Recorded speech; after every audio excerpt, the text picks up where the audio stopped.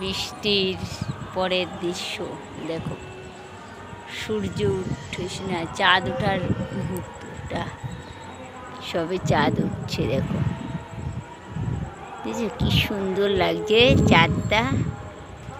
দেখো সন্ধেবেলার প্রথম মানে বিকাল হয়েছে, তাতেই দেখো চাঁদটা উঠেছে কি সুন্দর থালার মতন গোল করে, কি সুন্দর দৃশ্য দেখে এসেছে, কত সুন্দর দৃশ্য দেখো, কত সুন্দর সন্ধ্যের দৃশ্য। সন্ধ্যেও না, বিকাল, কিন্তু অনেকে দেখি বিকালেই সন্ধ্যা দিয়ে দেয়, যেটা যার যার ব্যক্তিগত ব্যাপার, সেখানে হয়েছে। কিন্তু এই জায়গাটা আকাশটা দেখো, আমি একটু জুম করে দেখাচ্ছি, দেখো মনে হচ্ছে একটা ঘোড়া দাঁড়িয়ে আছে, ঘোড়া না তো উট পাখির মতন, সেই উটের মতন পুরো দেখো, মানে পিঠের মধ্যেই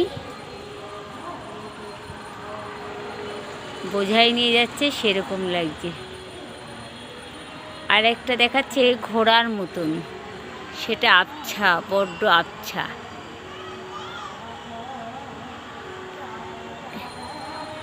পুরো পরিষ্কার আসছে না, মেঘে ঢেকে গেছে।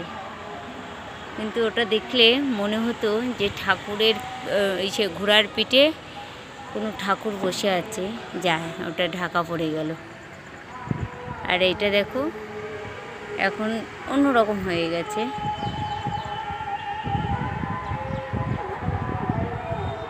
কি সুন্দর দৃশ্যটা দেখেছো।